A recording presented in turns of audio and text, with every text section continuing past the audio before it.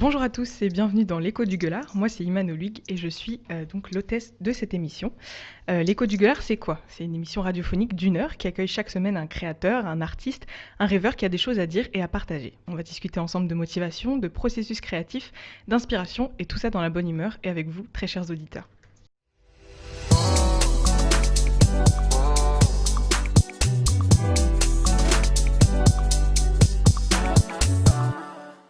Donc cette semaine, pour le troisième épisode de l'Écho du Gueulard, on accueille Amer. Salut Amer. Salut, Merci d'avoir accepté mon invitation du coup. salut, bah merci, ça me fait plaisir en tout cas d'avoir cette opportunité-là, quoi, hein. Ça te fait plaisir d'être présent ici à la radio? Avec toi surtout, ça me fait Avec plaisir. moi, ok, ça marche. Alors Amer, je vais te présenter. Ouais, Si je dis quoi que ce soit où t'as un truc à dire, t'hésites pas à me couper et voilà. d'accord, ça marche. Donc Amer, t'as 20 ans, t'es Mhm. roubaisien, étudiant et chanteur. Chanteur, rappeur, on discutera de la différence que tu fais là-dessus. Ouais, Tu te lances en 2020 avec un son qui s'appelle Sadrebe Hours, puis avec le son Quartier. Et ensuite, t'enchaînes en juillet avec ton premier EP Ultra, qui est disponible en ce moment, du coup, qui est plus disponible en ce moment, mais qui est d'habitude disponible sur toutes les plateformes, on est d'accord? ouais, c'est Spotify, ça. Apple Music, YouTube, etc. Ouais, Et on peut te retrouver donc sur ton compte Instagram, @hammerzrk. c'est exact, voilà, c'est ça. Ok, alors Hammer, avant de commencer la discussion, on va se donner une petite idée de ton travail, vu que c'est pratique, vu que c'est Ouais, de je la pense pour musique. les auditeurs. Voilà, et on va écouter un de tes sons qui s'appelle J'ai prié. Vas-y, ça marche.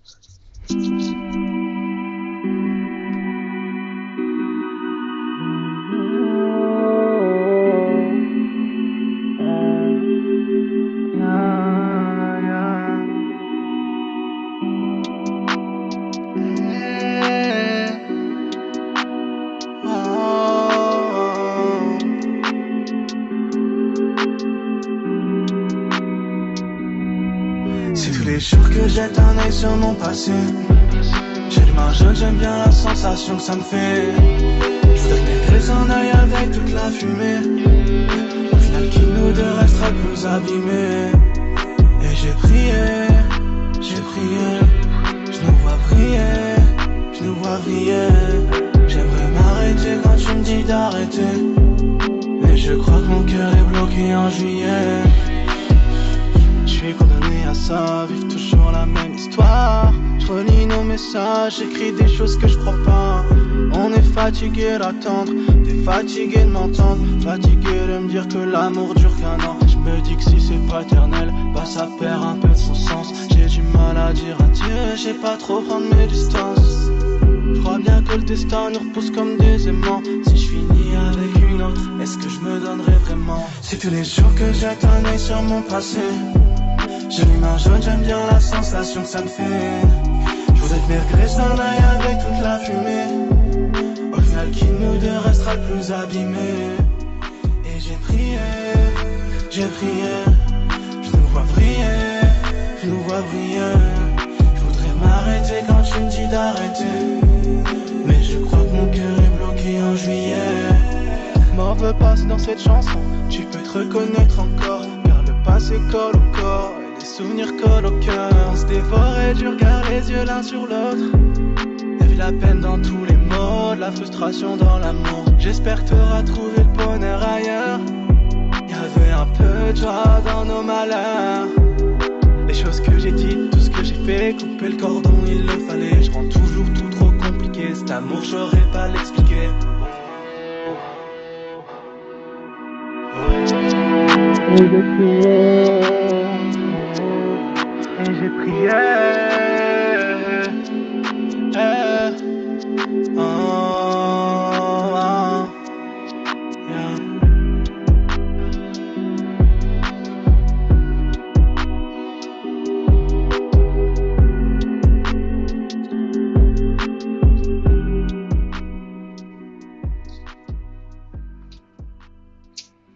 Et voilà, c'était J'ai prié. C'est Ouais, vraiment en cool. effet. Hammer, écoute, c'est vraiment intéressant de t'avoir parce que du coup, t'es mon premier invité qui est dans la musique. Ouais. Et du coup, j'aimerais savoir en première question, est-ce que, enfin, tu peux nous parler de ton processus créatif, est-ce que tu écris d'abord, est-ce que tu fais d'abord les sons, comment tu t'en sors par rapport aux beats et tout, bah voilà, parle-nous un peu de ton Ouais. processus, qu'est-ce que tu fais? Bah, Ben, en fait, je pense, le processus créatif va dépendre. En fait, ça dépend de l'artiste. Je pense que chaque artiste a sa manière un peu différente d'aborder le truc. Mhm, Moi, en fait, je travaille beaucoup avec le beat, c'est-à-dire que je vais essayer de chercher un beat qui me plaît. mhm, Donc, maintenant, je fais mes propres prods. Avant, je cherchais sur YouTube, un peu sur SoundCloud, des beatmakers qui en proposaient. mhm, Je cherche un type un peu particulier, si c'est plus du R&B, de la trap music, etc. Voilà, je cherche un peu. mhm. Puis c'est des longues recherches généralement parce que on est assez pointilleux. Je pense que chaque artiste a un peu ce côté perfectionniste, Ouais, mais cherche vraiment la patte, la fibre qu'il veut trouver. Et des fois, je vais passer des heures à chercher un beat et une fois que je trouve celui que je veux, celui qui me fait ressentir quelque chose, celui sur lequel j'arrive à faire un peu des top lines, du yaourt dessus directement, mhm. bah, je le prends et là, en fait, en fonction de l'instru, je vais la repasser en boucle et écrire dessus en même temps. Et en fait, j'attends que chaque syllabe, chaque mot rentre en parfaite adéquation avec le son. Ouais. Et c'est comme ça, et j'avance comme ça, jusqu'à ce que j'ai la top line du refrain, puis c'est comme ça que je fais la chanson, quoi. C'est comme ça que je fais la chanson, et j'écris, et par contre, il faut que je sois dans une ambiance un peu pour écrire. C'est un processus assez spécial, quoi. Ouais. Donc toi, tu te bases vraiment sur le son et sur lequel après tu mets des paroles. Exactement, parce que le son, en fait, comment dire, il va être lié à une émotion. Mhm. Et c'est cette émotion que tu vas ressentir ou non qui va faire que tu vas être apte à écrire ou pas, en fait. Ouais. Et ces Voilà. émotions, tu les ressens au préalable avant de commencer à l'écriture ou est-ce que c'est des choses qui te viennent justement en écoutant les sons? Je pense en fait que c'est quelque chose que tu ressens un peu constamment en fait. Il y a des choses que tu ressens. Voilà, enfin, il y a des, j'ai envie de dire en fait, il y a des chansons que tu peux écrire n'importe quand tu fais de l'ego trip avec des potes et tout. Je pense que ça, tu peux le faire n'importe quand. Ouais. Mais je pense que quand tu fais un son comme celui qui est passé là, j'ai prié, ben, il y a quelque chose que tu ressens que tu as en toi et en fait, il va ressortir avec la musique. Donc une fois que tu vas trouver cet instrumental ou que tu vas créer cet instrumental qui correspond à ce que tu sens, et ben là, tu vas pouvoir écrire. Tu vois? Ouais. En fait, c'est plusieurs choses qui doivent se rencontrer au même temps, au même moment. Mais du coup, tu dis que enfin, tu ressens du coup le beat avant de mettre l'écriture dessus. Comment tu fais du coup, comme tu disais tout à l'heure, quand c'est toi qui fais toi-même le son?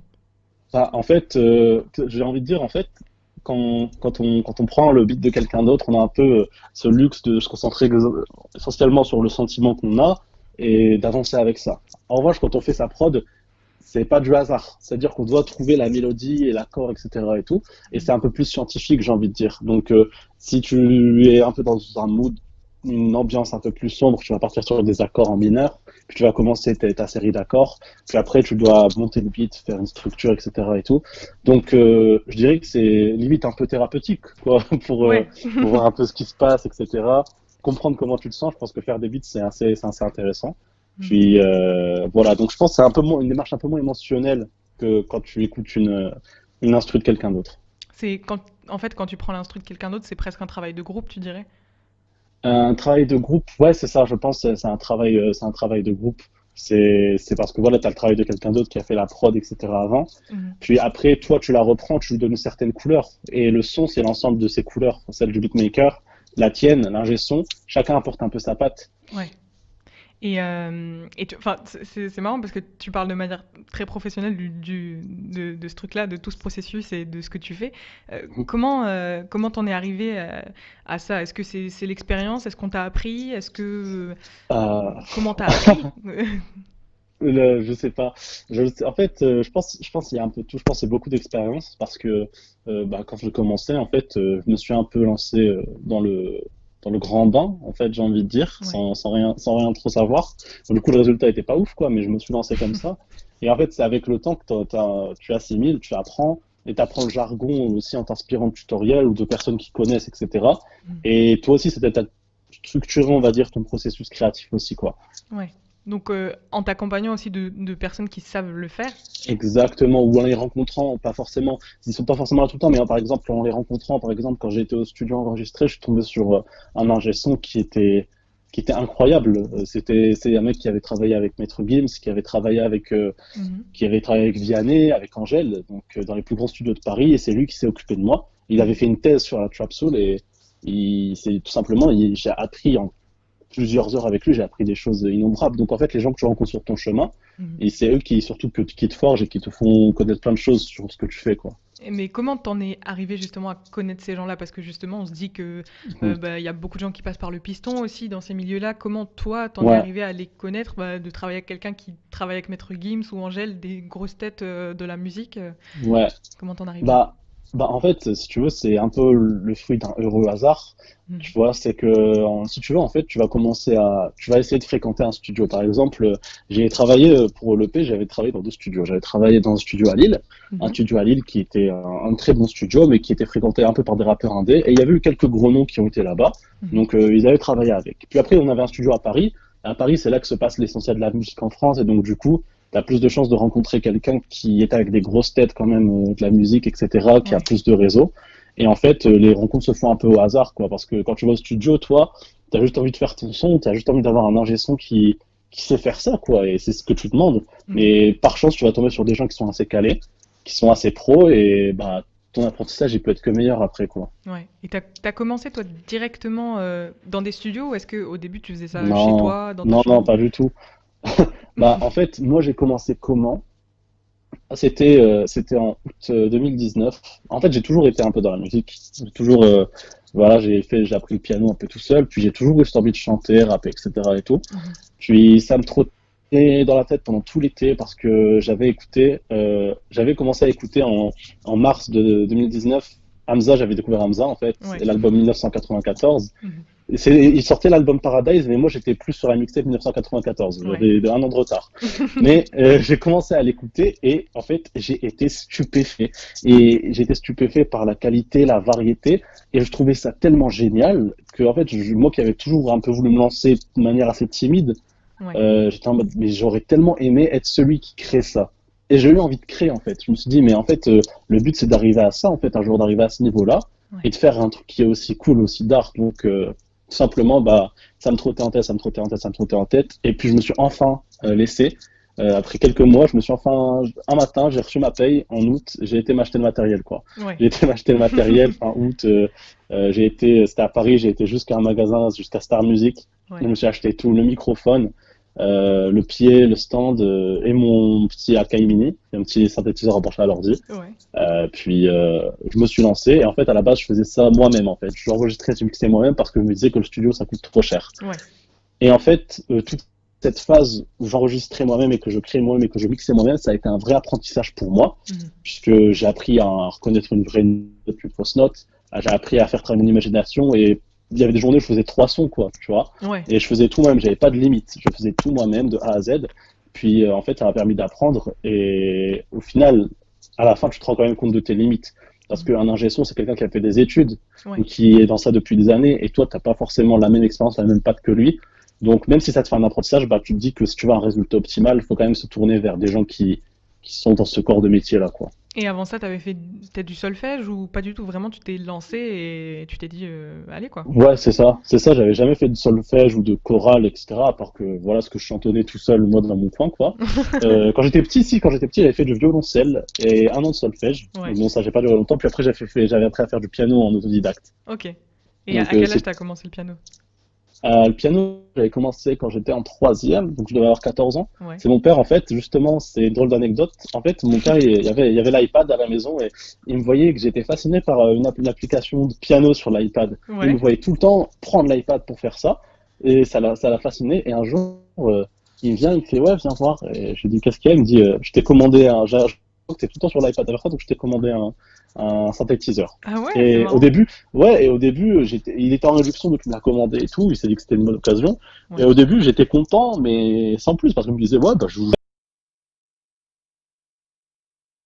En fait, quand j'ai commencé à vraiment être dans ça, en fait, j'ai compris qu'il avait vu quelque chose que moi-même, je n'avais pas encore vu, en fait. Ouais. Voilà, c'est ça. Ouais, donc Et en en fait, fait, vas-y, continue, pardon. non, non, c'est bon, voilà, mais en fait, naturellement, bah, en fait, je me suis rendu compte aussi que j'avais l'oreille musicale et que j'arrivais à reproduire les chansons que je connaissais sans même faire de solfège, etc. et tout, quoi. Mhm.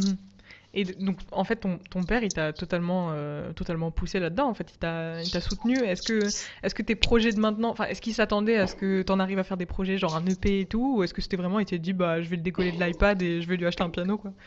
Bah, je pense, bah, c'était assez vieux, c'était en troisième. Je pense pas que mes parents se doutaient que je ferais ça un jour. Mhm. D'ailleurs, on n'en parle pas vraiment, quoi. Enfin, Ouais. je sais qu'ils savent, mais c'est pas quelque chose qu'on aborde vraiment. mais je pense que voilà, il sentait que j'avais quelque chose pour la musique, et je pense que mon père, il voulait m'encourager dedans pour me pousser, parce que il a eu le flair, tout simplement. Et pour ça, en fait, je pense que je lui en suis reconnaissant, parce que je serais peut-être pas le même féru de musique en partie avec lui. S'il Mhm. m'avait pas permis d'avoir le piano, j'aurais peut-être pas la même oreille que j'ai maintenant, quoi. Ouais. Et t'as dit que vous l'abordiez pas forcément, tes projets et tout. Pourquoi? Ouais. Est-ce que c'est toi qui as pas envie de l'aborder? Est-ce que c'est tes parents qui trouvent pas ça, qui pensent que c'est juste une passion? Ou est-ce que... Euh, Pourquoi vous l'abordez pas? bah, il y a plusieurs paramètres qui rentrent en compte. Je pense que d'une part, en fait, t'as le fait que il y a un il y a un peu de pudeur chez les familles maghrébines. Voilà, pour ceux qui Ouais. savent pas, voilà, je suis d'origine algérienne, donc je pense qu'il y a un Mhm. peu cette pudeur, et aussi le fait que les parents, ils sont un peu, voilà, ils sont un peu en mode études, études, études. Donc moi, par exemple, si j'ai sorti l'EP un peu tard en juillet, début juin, c'est parce que je voulais attendre mes résultats de la deuxième année pour être sûr que je passe. Et comme ça, une fois que je passe, je sors le truc pour pas qu'on me dise ah ouais, tu te concentres sur la musique plutôt que les études. Ok, Donc ouais. c'est vraiment ça, tu vois. Et après voilà, je sais qu'en fait, après je sais que mon frère l'a fait écouter à ma mère et qu'elle a dit qu'elle était fière et tout. Elle l'a dit à mon frère qu'elle était trop contente, mais elle me l'a jamais dit directement à moi. Voilà. Ouais. Et je pense qu'en fait, moi, je l'aurais un peu caché à ma famille et tout, parce que voilà, il y a une certaine pudeur, je parle rarement de mes émotions à la maison, etc. Et quand on parle dans des chansons, tu te dis, ouais, bizarre si mes parents ils écoutent ça alors que je Mhm. parle pas de ça habituellement, quoi. Ils te voient sous une face qu'ils connaissent pas forcément, et je pense Mhm. que c'est pour ça qu'ils créent un peu cette petite gêne à l'idée que ta famille écoute, quoi. Donc en fait, c'est un peu un exutoire que t'as pas ailleurs, ta musique. Exactement. Je pense que c'est ça, c'est un exutoire, c'est un moyen de se dévoiler, en fait, d'aborder des choses qui te font, que tu as envie d'aborder, tout simplement. Et il y a des choses que tu peux pas traiter, ne serait-ce que dans des conversations avec des amis ou même Mhm. avec ta famille, tout simplement. Enfin, inimaginable avec ta famille, avec des amis peut-être, mais Ouais. en tout cas, c'est vraiment un endroit pour toi. C'est une démarche un peu égoïste, limite, quoi. Ouais. Ouais, Voilà. c'est vraiment ton endroit où... et justement, qu'est-ce que qu'est-ce que ça te fait de justement partager ces sons qui sont du coup des exutoires de tes émotions les plus profondes avec des gens, du coup, bah, même tes amis proches. Qu'est-ce que ça te procure? Est-ce que justement t'es gêné comme avec ta famille ou est-ce que qu'est-ce que ça te fait? Est-ce que t'as un certain stress à l'idée que par exemple tes amis ou d'autres personnes puissent écouter ce que tu ressens au plus profond de toi en fait? Bah, en vrai, ça va dépendre des sons, parce que autant, tu vois, t'as des sons où, ouais, c'est clair que tu parles de choses assez profondes. Bon, Mhm. profondes, voilà, c'est un grand mot, mais tu Ouais, parles de choses, voilà, que tu des choses qui ressens, tu vois. te... Donc, Ouais. il y a des sons que ça, il y a d'autres sons qui sont un peu plus superficiels. Mhm. Et généralement, tu vois, les sons superficiels, c'est pas tellement dérangeant. Les sons un peu plus profonds, tu te dis, bon, bah, c'est tout, quoi. Genre, il y a tout le monde, tous les chanteurs parlent de trucs comme ça. En fait, ce qui est un peu, voilà, c'est un peu gênant au début, mais en fait, après, tu te prends en confiance et tu t'en fous, quoi. C'est limite que ça te fait plaisir, tu vois, t'apprends à être un peu plus extraverti, ce que j'étais Mhm. pas avant. Avant, voilà, je mettais des heures à envoyer ne serait-ce qu'une petite maquette à des amis, parce que Mhm. j'avais peur qu'ils me trouvent nul, ou moi-même, j'avais peur de sonner nul, de me trouver cool alors que je suis nul. Mhm. Puis, en fait, quand tu prends confiance en toi, bah, tu sais que les gens, ils vont se concentrer sur la musique, sur le groove, ils vont voir si le son, il est d'art ou pas, et c'est ça qui compte en fait. Si ça leur fait sentir quelque chose, tant mieux même en fait. Ouais. Et tout à l'heure, tu parlais de tes études, enfin, du fait que tu avais attendu Mhm, tes résultats et tout avant de sortir mhm, ton EP.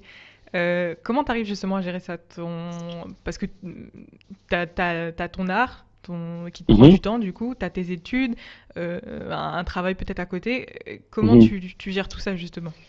J'ai l'impression, moi, ce que je dirais, c'est que c'est un dilemme constant parce que t'as cette chose dans laquelle tu t'épanouis complètement et entièrement, Mhm. qui demande du temps, certes, qui demande aussi un peu d'argent, mais qui t'épanouit complètement, qui te rend heureuse. Et après, de l'autre côté, t'as ces études que tu traînes un peu comme un boulet derrière toi, une sécurité. Il y a aussi le fait que voilà, tu penses aussi à tes parents quand t'es jeune. Tu te dis, ouais, j'ai pas envie trop de décevoir mes parents, les études, je continue un peu pour eux et tout.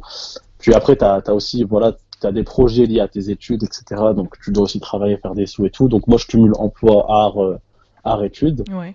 Donc, des fois, c'est un peu fatigant parce que dès que t'as un peu de temps libre, tu te dis, ouais, faut que j'avance sur ma musique. Mhm. Donc, tu te mets sur la musique. Au final, t'es souvent fatigué, quoi, en Ouais. fait. Et t'as Donc, utilisé ouais, le mot boulet par rapport à tes études. C'est ce que tu penses? Tu c'est ça. penses que donc ça veut dire que sur le long terme, toi, tu dois faire de la musique et pas te concentrer sur quelque chose qui aurait un rapport avec tes études? Bah, en fait, quand j'ai commencé mes études, j'étais pas aussi à fond dans la musique et je pouvais imaginer peut-être que je suivais une voie liée à mes études, voilà. Mhm. En plus, c'est des études assez exigeantes, donc voilà, genre, je me dis que voilà, c'était la voie, elle était pavée d'argent, quoi. Tu pouvais faire des grandes études, avoir un job qui te plaît, etc. et tout. Mais ça reste une possibilité. Mais le truc, c'est que je trouve pas le même plaisir que j'ai dans la musique dans un milieu, dans une branche de mes études, en fait. Ok. C'est ça, c'est un peu ça c'est pour ça que j'ai utilisé le terme de boulet parce que j'obtiens pas la même satisfaction. Et il y a des gens je vois beaucoup de mes amis qui sont pleinement satisfaits de leur étude Mhm. et je les envie un peu parce que j'aimerais être aussi heureux dans mes études. Mais c'est pas le cas, tu vois. Donc, Et voilà, c'est un t'as... peu un dilemme au quotidien. Ouais, et pour donc du coup tu fais des études de sciences politiques pour le rappeler, Hein. est-ce que tu pourquoi t'as pas choisi par exemple de quand tu t'es rendu compte que la musique c'était ton truc de partir en musique, est-ce que c'est parce que tu voulais avoir un tremplin au cas où ça marche pas ou euh, comment ça se passe dans ta tête? En vérité, pour être tout à fait honnête, c'est vraiment plus par rapport à la famille, par rapport aux Mhm. parents, Ouais, voilà. Parce que voilà, je pense que si ça ne tenait qu'à moi, je le ferais, tu vois, si ça tenait qu'à moi, j'irais étudier la musique plus ouais, sérieusement, ou bien les industries musicales ou les communications musicales, etc. Je ferais quelque chose de lié à cet univers, je pense. mhm. Mais c'est vraiment la musique, c'est vraiment les parents qui te retiennent et tu le fais un peu pour eux, pour pas trop leur faire peur, etc. Mais si ça ne tenait qu'à moi, je me lancerais pleinement dedans et je pense que j'aurais aucun regret parce qu'au moins j'aurais essayé. Et ça me fait penser à une phrase de Jenny Aiko qui dit ça n'a aucun rapport, elle parle pas de ça, mais elle dit at least I tried to put up a fight. Et c'est ça, en fait, cette Ouais, philosophie-là que j'aime bien. C'est au moins j'ai essayé, ouais, tu vois. Et au moins, je me dis que ça me dérangerait pas de drop out un jour. Je me dis au moins j'ai essayé. Je m'y suis mis à 100% parce que c'est un truc qui requiert tout ton temps. Mais ouais. je le fais pas pour le moment par rapport à ma famille. Donc en fait Et c'est peut-être, surtout tes parents qui te retiennent à ce niveau-là? ouais, c'est beaucoup ça. Franchement, il y a beaucoup de ça. Même si je suis pas totalement épanoui dans les études, c'est beaucoup par rapport à mes parents. Et du coup, ben, j'ai envie de dire, toute la pression qui me met les études et tout, ben, je trouve mon plaisir, moi, dans la musique, en tout cas. Ouais. Et pourtant, tu disais tout à l'heure que bah, c'est ton père qui t'a acheté ton premier instrument, C'est ça. que ta mère a trouvé ça très cool, ton EP et tout. Donc en fait, est-ce que c'est pas finalement une pression que tu te mets toi-même par rapport à tes parents? Mm, Qu'est-ce que tu penses? Parce que, en fait, je pense que mes parents, ils m'ont toujours dit, c'est les études avant tout, en fait. Et en Ouais. fait, dès que tu vois, tu te fais un peu plaisir, dès que tu as un loisir, ils te rappellent que oui, c'est bien tes loisirs, mais c'est l'étude avant tout. Donc, en fait, je pense qu'à leurs yeux, c'est un loisir. Enfin, je pense qu'ils prennent pas la mesure de l'application que ça me demande et de l'amour que j'ai pour ça, en fait. Ouais. Pour eux, c'est un loisir, et tant que c'est un loisir, pour eux, ça leur va. Mais c'est pas ça pour moi. Voilà. D'accord, ouais. Donc en Ça. fait, les gens peuvent voir ça comme un loisir, mais toi tu vois ça comme quelque chose de plus sérieux. C'est ça. Est-ce que c'est depuis la sortie de ton EP ou est-ce que peut-être tu voyais ça peut-être plus comme un loisir au début et après ça a évolué en... Bah, en vrai, je pense qu'au fond de toi, dès le début, t'en rêves un peu. Ouais, Tu vois, tu dis, ouais, ce serait bien de faire ça, en fait, toute sa vie. Dès le début, tu le sais, mais au début, tu vois, pour éviter, t'es un peu en mode, ouais, non, c'est juste vite fait, c'est juste un loisir pour, en fait, pour dire, ah, ben, si je le prends pas au sérieux, si j'ai pas les résultats. C'est un peu ta technique mentale au début pour te rassurer et pour pas trop te décevoir. Mais en fait, au fil du temps, bah, le temps, il parle pour ça. Mais la façon dont on parle à tout le monde, ben, elle parle d'elle-même. ouais, Et là, là, tu vois, c'est clair que, en fait, t'aimerais bien faire ça de ta vie. Tu vois, tu peux le cacher à personne. Et au final, même toi-même, tu commences à le savoir que, ouais, tu as envie de faire ça de ta vie, quoi. ouais. Donc justement, tout à l'heure, on faisait la distinction, enfin quand je te présentais, j'ai dit chanteur slash rappeur. Mhm. Comment tu te considères toi? Où tu vois la différence entre chanteur et rappeur? Est-ce que tu te considères comme un chanteur, comme un rappeur? Comment tu vois la différence? Bah, en vrai, ce qui est intéressant, c'est que dans l'industrie musicale, en fait, la ligne elle est de plus en plus floue. En fait, il y a des rappeurs chantent de plus en plus, Mhm, les chanteurs ils rappent un peu de plus en plus, etc. Moi, ce que je sais en tout cas me concernant, c'est que je suis souvent sur des instruments qui sont mhm, clairement hip-hop, clairement R&B, que c'est des choses que j'aime faire. Moi, en fait, avant de sortir tous ces sons, j'avais sorti un premier son sur les plateformes que j'ai ensuite supprimé parce qu'il mhm. était éclaté en vrai, mais qui était en fait qui était en fait rappé, tu vois, et je rappe toujours. Et aller entre les lignes, quoi. Donc, c'est pour ça que je préfère dire rappeur-chanteur parce que c'est une expression qui se popularise de plus en plus. Ouais, Et par exemple, Roddy Ricch, quand il a commencé à exploser durant l'année, ben, on a dit que c'était un rappeur-chanteur. Et moi, c'est un terme que je trouve intéressant qui est bien adapté aujourd'hui, quoi. ok. Et tu penses que c'est nécessaire de se mettre une étiquette rappeur-chanteur ou est-ce Non, que t'as juste non, envie de dire je fais non, de la non. musique et c'est tout? Bah ouais, je pense pas que ce soit nécessaire, tu vois. Le truc, c'est tu fais du son. Après, nous, les hommes, généralement, je pense qu'on a constamment besoin de classifier, de mettre des cases pour s'y retrouver. C'est un processus cognitif naturel, en fait. L'homme avec un grand H, ouais, Ok, ça c'est marche. ça. C'est un processus cognitif naturel de toujours vouloir classer, organiser, mettre des cases, mettre des étiquettes. C'est comme ça qu'on fonctionne. Mhm. Après, moi, personnellement, ben, je préfère m'en affranchir parce que, voilà, je pense que c'est quand tu ne mets pas ces barrières-là que tu fais le meilleur son. C'est ce que tout le monde dit, mais au final, c'est la vérité, quoi. Après, c'est les gens qui te mettent les cases, j'ai envie de dire. Toi, tu choisis pas les cases dans lesquelles on te met. Les gens, s'ils te collent l'étiquette chanteur, ben, et soit ils te la collent, et quand tu vas faire un son de rap, ils seront surpris, tu vois. Ou Ouais. l'inverse. Et toi, t'as pas en fait, est-ce que t'as envie de surprendre ou est-ce que Euh, je pense, ouais, je pense que j'ai envie de surprendre des fois, tu vois. Surtout, j'aimerais bien, tu vois, claquer un gros freestyle un jour. Personne s'y on attendait et l'écoutera tout. avec plaisir. Parce que c'est drôle de surprendre et tu vois, de montrer que tu as plusieurs cordes à ton arc. Et c'est ce que d'ailleurs j'avais essayé de faire dans le petit EP que j'ai sorti, c'est de montrer Mm. que je pouvais aller sur plusieurs différentes instrus quand même. Et d'ailleurs, j'avais plein d'autres sons dans d'autres types. Au final, j'ai retenu que ces cinq là. Mhm. Mais voilà, quoi. En fait, je sais que t'es assez polyvalent, donc je peux toujours surprendre et tout, tu vois. Ouais. Et j'avais une question, tu vois, enfin moi en te connaissant, je sais que souvent tu supprimes, bah, même t'en as parlé tout à l'heure, le premier son que t'as fait, Mhm. tu l'as supprimé. Quand Mhm. t'as sorti ton EP sur ton Instagram, t'as supprimé la plupart de tes photos pour consacrer ta page exclusivement à ton EP. Euh, Ouais. pourquoi tu fais ça? Tout Pourquoi je fais simplement. ça? Bah, c'est parce que, en gros, en fait, le truc, c'est qu'en fait, souvent, en fait, je suis passé par plusieurs stages, on va dire, plusieurs Ouais. étapes.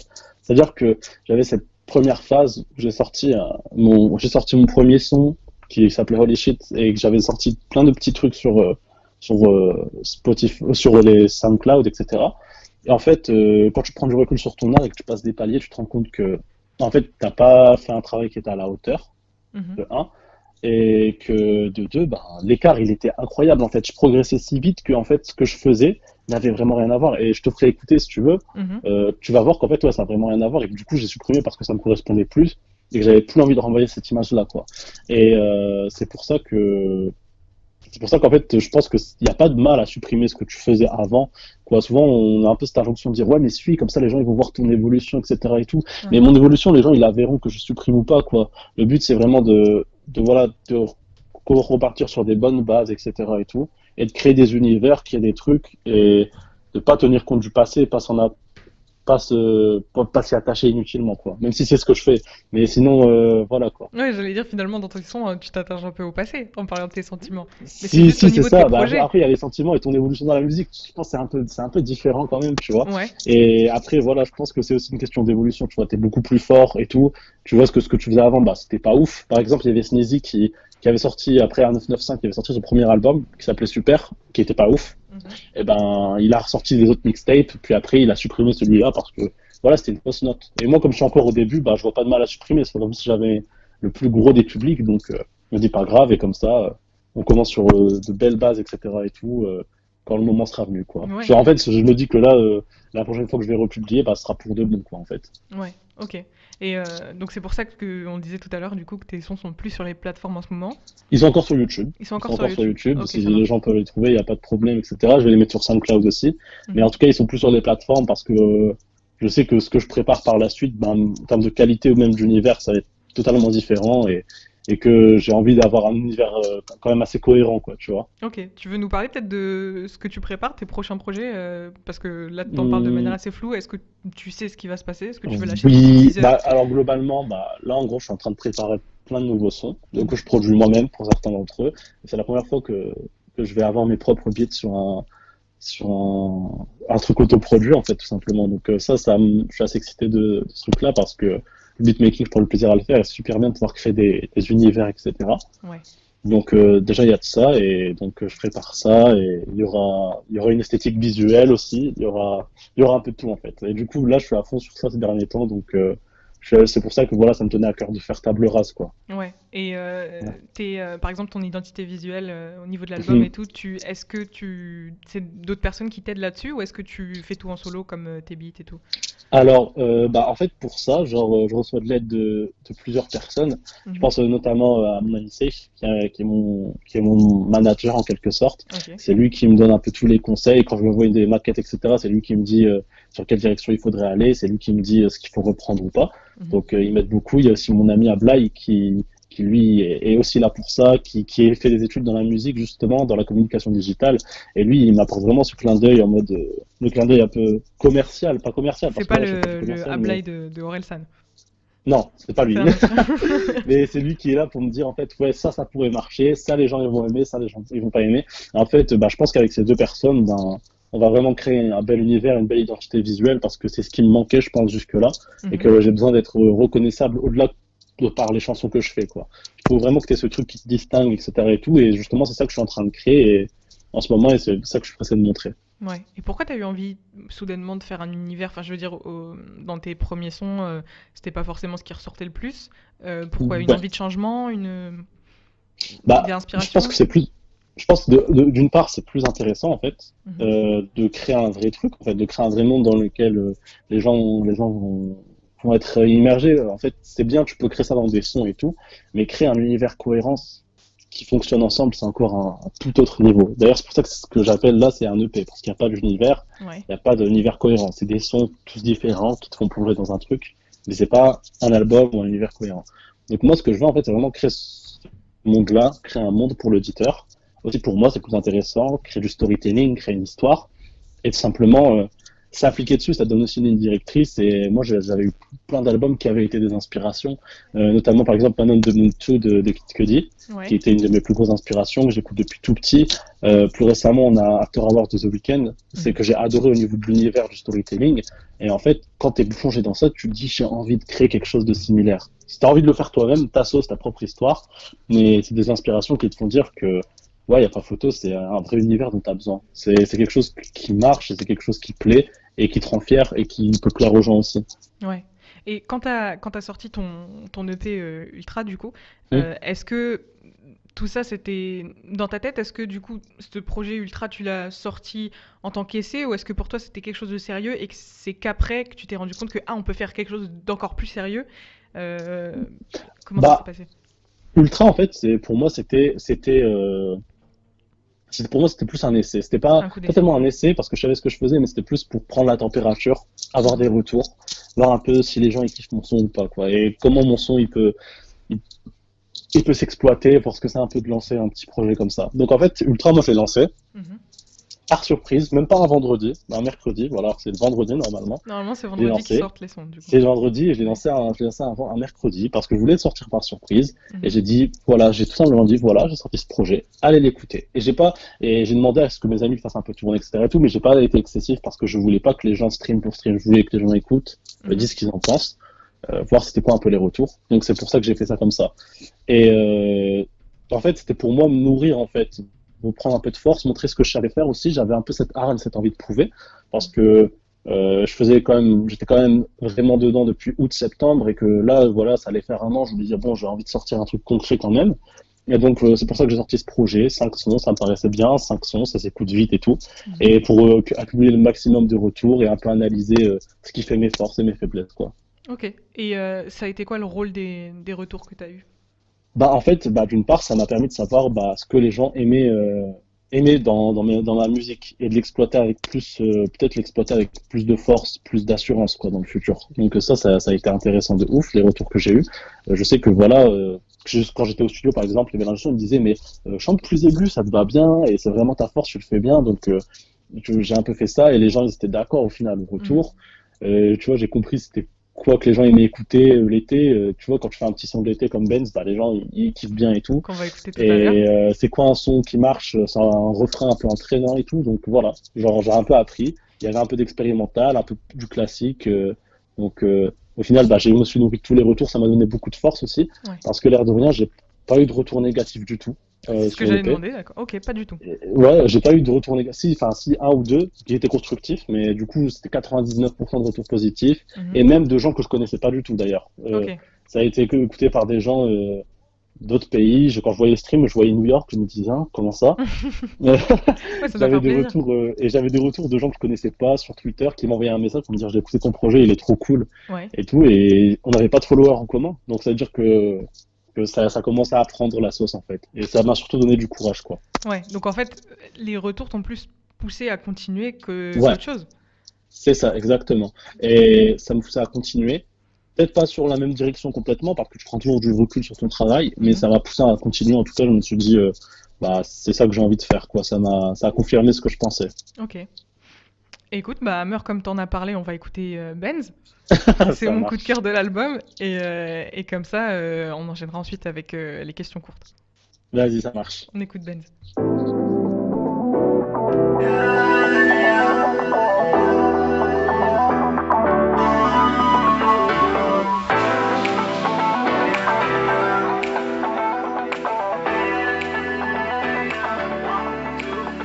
Beaucoup de money, money, money dans mon buzz. Et je vais charlie dans mon buzz. Juste une minute, babe, take it slow. Est-ce qu'on s'amuse? Je fais low. Tous les soirs, je suis avec mon crew. Fais tenter dans la nuit, on se court. J'ai des tokens comme si j'étais Tom Cruise. Baby me perd puis elle revient. Puis quand elle parle, je me sens moins bien. Beaucoup de drip, beaucoup de beats sur le side. Mais le temps paraît long quand t'es pas là.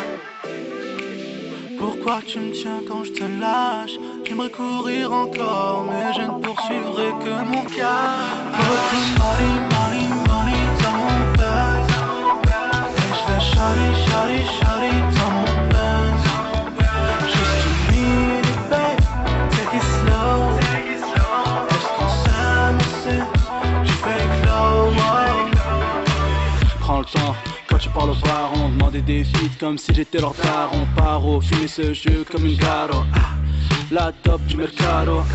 Baby, là j'suis plus que high. Mets le spotlight sur ton visage. J'aime bien quand on gloss s'étale.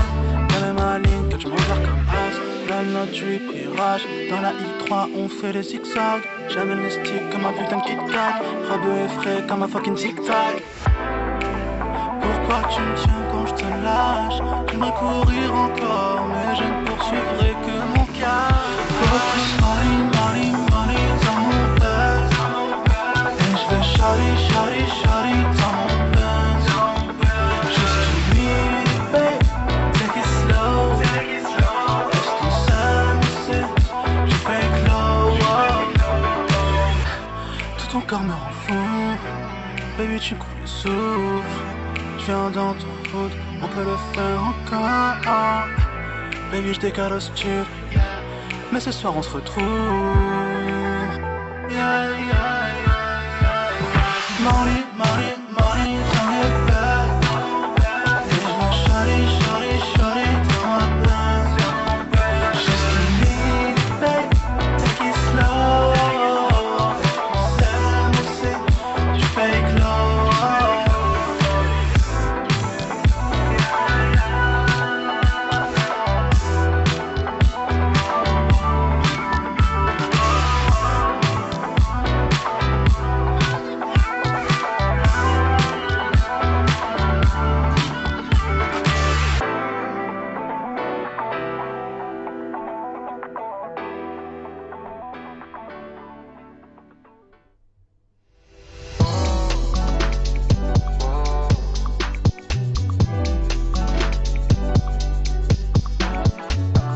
Voilà, c'était Benz, tout droit sorti de l'EP Ultra, pardon. Non, c'est vraiment mon coup de cœur de l'album, donc je voulais vraiment la passer. Mais je pense que tu le sais Ouais, du coup. merci, merci. Donc, Amer, écoute, on va passer aux questions courtes. Ok, Donc, je te pose 3 petites questions, tu me réponds, tu peux étayer un petit peu, et voilà, ça va permettre aux gens peut-être de s'inspirer, de connaître un peu tes motivations, etc. ok. Voilà, donc Amer, la première question, c'est qui sont tes mentors et les gens qui t'inspirent? Les gens qui m'inspirent. Alors, mes mentors et les gens qui m'inspirent. T'as Je le droit pense de que les gens qui réfléchir. m'inspirent, bah, c'est des artistes Mm. déjà. Globalement, je suis toujours été inspiré par des artistes et c'est des artistes que j'admire, The Weeknd, Namza, Jhené Aiko, enfin beaucoup voilà d'artistes, plein d'artistes. Les gens qui m'inspirent, c'est l'artiste, c'est mes modèles et c'est à eux que j'ai envie de ressembler, en tout cas dans ce que je fais. Ouais, Voilà, c'est surtout ça. ok, ça marche. Amer, est-ce que tu as un coup de cœur artistique dans ton domaine ou un autre que tu aimerais nous partager aujourd'hui? coup de cœur artistique. En fait, le truc, c'est que j'ai un peu peur de me répéter parce que c'est tout le temps les mêmes, du coup. Non, mais ça peut être, tu sais, par exemple, des gens que t'aimerais booster ou des. Ah bah, si je peux booster quelqu'un, s'il y a quelqu'un qui mérite que je le booste ici, c'est bien mon pote Dendax. Ok. Ok, Dendax avec qui j'ai fait Sad Brothers à la base, et lui il a sorti Adele qui est un son grave cool, d'accord, et franchement il est super cool. C'est un des gars avec qui j'ai fait un de mes premiers sons, donc forcément voilà, et Ouais. il a du talent et il la reçoit pas cette force, donc allez streamer Adele de Dendax, DNDX, ça s'écrit comme ça, DNDX. Donc voilà, il est super cool et il mérite beaucoup plus de force. Voilà. Ok, ça marche. Hammer, avec qui est-ce que tu aimerais collaborer? Mort ou vivant? Des trucs qui ont rien à voir avec tes sons, des trucs Oh là là, c'est vraiment, des tu peux. questions En plus, dures. tu peux dire qui tu veux. On a un peu de temps, donc on peut même étayer tes réponses. On peut continuer à Alors, discuter, alors, donc alors, n'hésite avec pas. qui j'aimerais collaborer? Alors, moi, je pense, j'ai donné plusieurs artistes avec qui j'aimerais, genre, mon rêve de collaborer. Ouais. Déjà, Jenna Aiko, parce que elle a une voix qui peut te faire planer de ouf. Et tu la mets sur un refrain, même sur un couplet, elle est trop forte. Et tu peux créer le son le plus planant, le plus émotionnel du monde. Mhm. Genre, avec elle. Vraiment, tu peux créer ce son-là avec elle. Donc, avec Jenna Aiko, j'aimerais bien faire un son. Ouais. Et si c'est pour faire un truc un peu plus trap, un peu plus, tu vois, un peu plus. Juste, tu vois, un truc de fou, un bon son, tu vois, un son qui rentre dans la tête, qui rebondit bien, je ferais un truc avec Hamza si je pouvais, tu vois. Parce que Ouais. c'est un de mes artistes faves. Et enfin, je pense que, juste parce que c'était un de mes premiers artistes préférés, un son avec Kid Cudi, je serais très heureux d'en faire un parce que pour moi, c'est celui qui a un peu normalisé le fait d'être vulnérable et sensible dans ses chansons et de pas en avoir honte. Et j'aime bien la manière qu'il a d'aborder les sentiments, donc je pense que je pourrais faire un beau son aussi avec Kid Cudi. Ce serait Ouais. mon rêve aussi. Et Voilà. ta vulnérabilité, c'est quelque chose à laquelle tu tiens dans ton art? Parce qu'on en a, Ouais, on je a pas, pense. on en a Moi, pas parlé, perso, mais c'est perso, intéressant. perso, j'y tiens, tu vois. Après, moi, je pense que c'est quelque chose qui est devenu normal justement grâce à Kid Cudi Mhm. et que les gens, ils ont commencé à un peu plus s'ouvrir, ne serait-ce que sur un ou deux sons de leur album de rap entier ou de d'Ego Trip et tout. Maintenant, Ouais. c'est plus simple commun de voir un ou deux sons où t'es plus vulnérable. Et ça, je trouve que c'est très bien. Tu vois, et c'est ces sons-là qui parlent aux gens, des fois aussi. Mhm. Et je pense qu'il faut tout, donc moi je suis pour et moi j'aime bien et moi j'y tiens en tout cas. Tu penses que sans, entre guillemets, ces précurseurs peut-être qui ont mis de la Ouais, vulnérabilité, t'aurais peut-être pas osé ou alors t'aurais fait des sons différents? je pense que ouais, non, bah, c'est clair que sans mes influences j'aurais fait des sons différents, tu vois, parce que on a toujours eu, en fait, si tu veux, on avait le R&B dans les années 90-2000 et c'était les Ouais. gens, voilà, ils s'ouvraient un peu sur leurs sentiments et tout, même si c'était plus un mood, c'était plus, tu vois, c'est un bon, c'était bien, tu vois, c'était des sons qui étaient là, qui rentraient dans ta tête et tout, des sons cool. Ouais. Mais vraiment parler du mal-être que tu as en toi, il y a personne qui l'avait fait comme Kid Cudi l'a fait et comme il l'a ramené. Mhm. Et le fait de pouvoir l'aborder à cœur ouvert, etc., ça a ouvert un chemin incroyable aux musiciens en fait. Et pour ça, en tout cas dans le hip-hop, hein, je parle bien du hip-hop, en Ouais. tout cas, ben ça c'est un truc incroyable. Donc moi je pense que sans Kid Cudi, bah, la musique de manière générale, sans Kid Cudi et Kanye West aussi, la musique en général ressemblerait pas à ce à quoi elle ressemble aujourd'hui. Ouais. Et la mienne aussi, en tout cas. Ok. Il y a quand même beaucoup d'artistes US ou anglophones dans ceux que tu cites. Il y a une Ouais, raison pour ça. T'écoutes Skepta plus. aussi. Oh là là, j'ai failli oublier. Je crois qu'il est dans ta playlist, donc Ouais, t'inquiète. c'est vrai. Mais ouais, t'es plus influencé par les sons US. Pourquoi est-ce que tu penses que c'est plus facile peut-être d'exprimer ses sentiments dans une autre langue ou...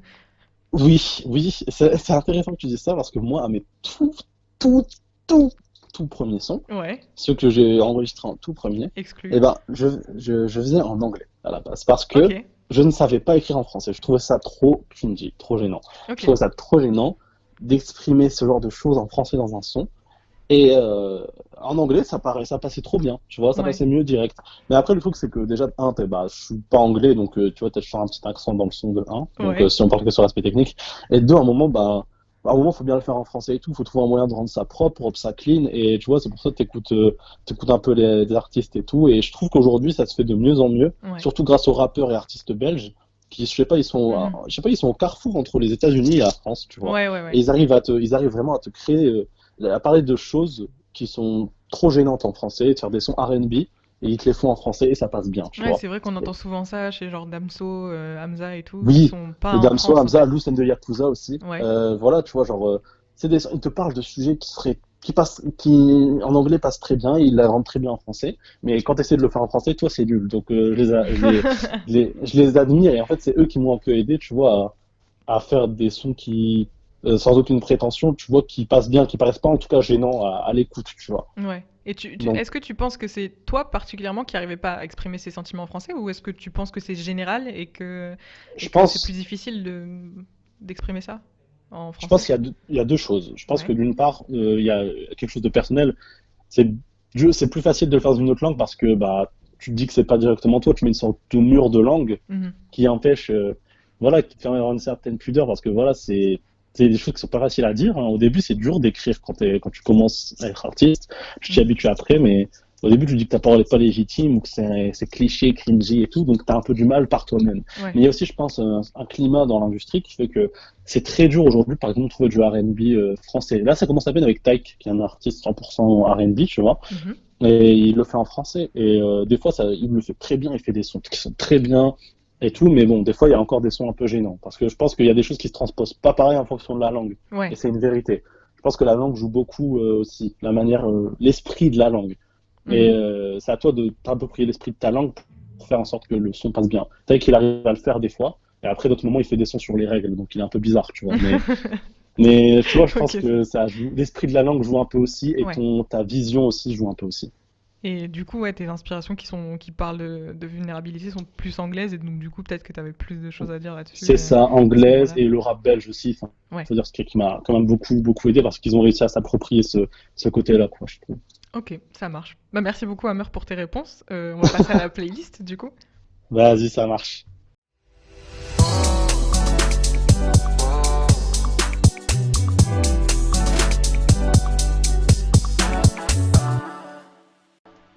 Alors, Amer, donc je t'ai demandé de composer une petite playlist, comme à tous mes invités. Une petite playlist inspirante, j'espère, qui pourra plaire à nos auditeurs. J'espère en tout cas. Ah bah, j'espère. Donc, Amer, tu m'as dit la chanson qui t'inspire, c'était Blue Dream de Jhené Aiko. Ouais, je sais pas si tu vas jouer un extrait ou pas, Je vais mais jouer un petit extrait, mais si tu veux faire un petit commentaire avant les extraits, tu n'hésites pas. je préfère que tu la joues avant pour que les gens la ressentent. Ça Genre, marche. joue là et je vais expliquer pourquoi après. Ok, on y va.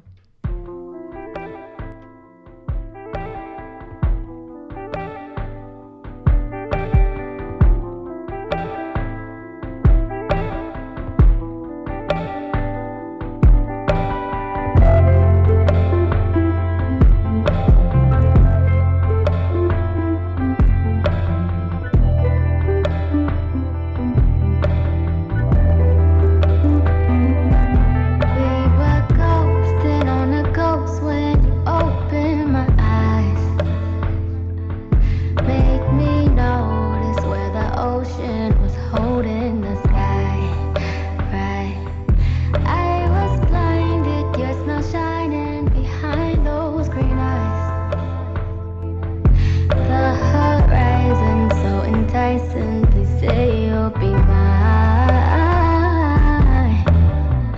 Don't wake me up cause I'm in love with all that you are. You make me see the truth in things I think that you are. The remedy for everything it seems that you are. The truth itself cause nothing else can take me so far.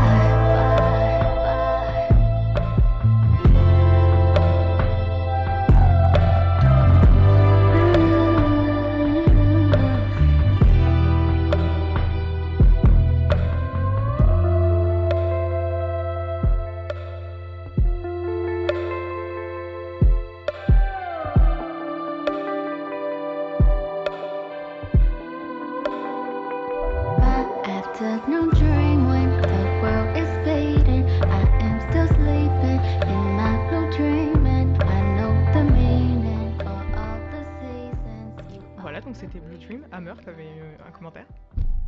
J'en ai plein, je pense. Genre, pour moi, c'était important qu'elle puisse être jouée avant que j'en parle parce que Mhm. avant, je pense que cette musique, c'est avant tout quelque chose qui te prend au trip et qui s'exprime pas avec des mots. J'ai eu du temps à pouvoir mettre des mots sur cette musique, tout simplement parce que j'ai l'impression qu'il y avait tout un monde qui prenait vie la première fois que je l'ai écouté Mhm. avec cette guitare. Et c'est une chanson que j'admire, qui m'inspire en fait, simplement parce qu'elle est magnifique de un, que de deux, j'ai déjà pu ressentir les choses qui sont ressenties dedans, Mhm. mais c'est représenté avec une telle justesse, j'admire tellement cette capacité d'utiliser des mots pour décrire des sentiments de manière aussi accurate, tu vois. Ok. Et en fait, il y a une sorte d'installation du paysage dans les paroles. Quand elle dit We were coasting on the coast when you opened my eyes, Mhm. t'as l'impression d'ouvrir les yeux avec elle et de voir en fait ce qu'elle décrit. Where the ocean was meeting the sky. Et c'est magnifique. L'instrumental, la guitare, l'interprétation et la guitare électrique, c'est juste trop beau. Et j'espère un jour, en tout cas, arriver à faire des chansons qui touchent les gens comme celle-là, elle a pu me toucher moi en tout cas. Bah ouais, bah on voit qu'elle t'inspire. Ouais, Euh, c'est clair. Ensuite, Amer, tu m'as dit la chanson qui te motive le matin. Et tu m'as Ouais. dit G's Up, Who's Down de Hamza. Ouais, Jesus Hamza, bah, c'est un son trop cool. Non, le son il est trop cool, c'est une bonne ambiance, j'aime trop l'instru. C'est Ponko, le beatmaker, qui l'a faite. Ouais. Et c'est une instru simple, tu vois. Mais j'aime bien comment les drums elles font. Elles me Mhm. motivent en fait. Je vais au pas avec la musique et il y a des paroles qui sont grave drôles en plus dedans. Il dit Bah, on va écouter l'extrait. ouais, écoute, mais c'est trop cool. Comme ça, on va l'entendre de sa voix à lui.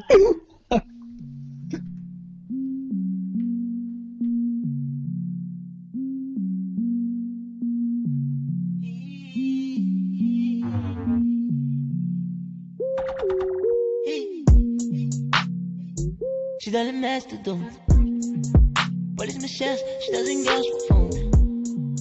Hey, he's a boss down. He's a boss down. He's a boss down. Pussy et moi la même maladie. Hey, je veux des Chanel, des Louis V. Hey, she's a boss down. She's a boss down. She's a boss down. Hey, make it petty, make it petty. Get it daily, mais j'suis béni. She met du bloc comme Jenny. Blow job, bitch obéi. Marijuana et du Henny. Puis j'apparais comme le génie.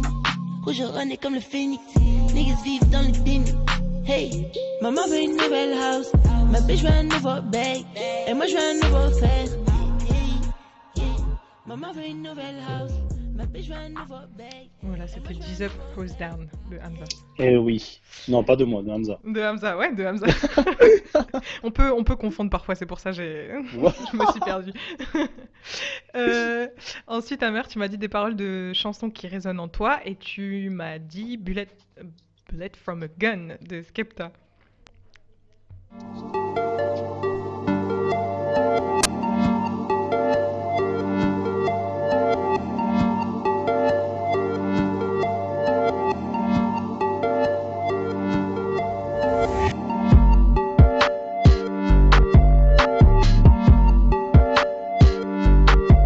Big Smoke, SK Level.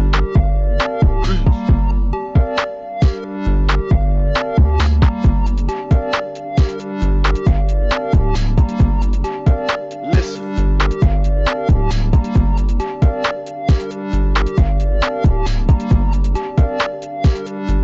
Like a bullet from a gun, it burns. When you realize she was never your girl, it was just your turn. You gotta face your demons, don't matter how much money you earn. Your nigga said 4L, but the shit got real and he weren't concerned. The same old story, the world spins round and round, fam. Lessons have to get learned. Truth has to be told. I don't bend, I don't fold. I lost count how many we sold. I went silver, I went gold, then I went platinum, so what's next?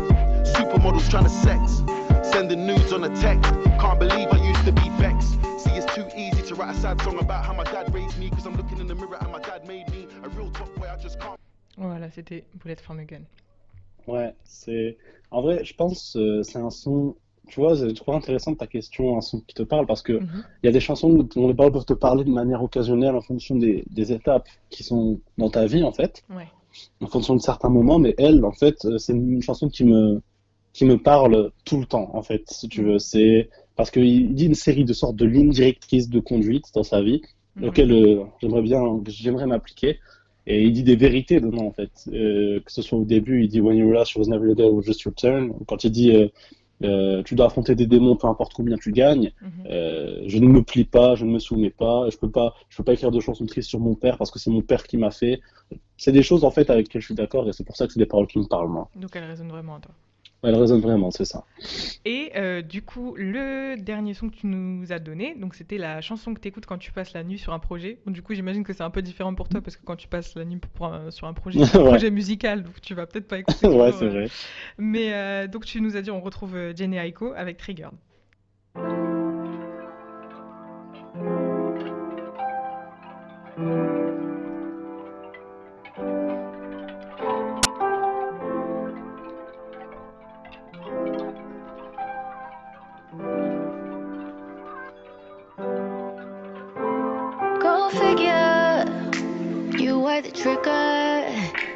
You brought me to an obstructive view when you knew the picture was bigger. Who am I kidding? Knew from the beginning. You'd ruin everything, you do it every time. You are my enemy, you are no friend of mine, motherfucker. You motherfucking right, you motherfucking right, I'm bitter. Et donc c'est sur Jenny Aiko qu'on va se laisser, c'est passé très vite. Ouais, exactement. Écoute Amer, est-ce que tu as quelque chose à ajouter, quelque chose sur la chanson qui est en train de passer un mot Non, de la fin magnifique chanson, c'est une belle interprétation, c'est des paroles à cœur ouvert comme j'aime, et je pense qu'on devrait tous s'inspirer de ça, être sincère dans ce qu'on dit, ce qu'on fait, sur ces belles paroles, voilà. Ça marche, et c'est sur ça qu'on va se laisser, le mot de la fin. Voilà, Une c'est ça. petite phrase pour inspirer nos auditeurs. Pour inspirer les auditeurs, franchement, ce que je vous dis, c'est soyez sincères dans vos trucs, dans votre musique, faites-le avec sincérité, et s'il n'y a que comme ça que ça marchera, je pense. Mais moi je le crois en tout cas, donc j'espère que c'est vrai, et je vous conseille de faire ça aussi, voilà. Eh ben merci beaucoup Amer. Merci. Voilà, merci à toutes les personnes qui ont participé à l'émission, c'est la fin. Donc merci à Victor pour les jingles, merci à Fred, Céline et à toute l'équipe de Radio Boomerang pour la confiance. Merci donc à Amer d'avoir accepté mon invitation. Et quant à nous, on se retrouve la semaine prochaine. En attendant, vous pouvez retrouver l'écho du gueulard sur Instagram, @edgpodcast, et aussi sur SoundCloud, parce que vous pouvez réécouter les anciennes émissions et celles d'aujourd'hui, encore et encore, sur YouTube également. Vous pouvez aussi donner de la force à Amer et à ses projets sur ses réseaux, donc son Instagram c'est @amer AMEURZRK, et voilà, merci à tous et on se retrouve la semaine prochaine. Eventually fall back into me, yeah. Maybe I'm overreacting, maybe.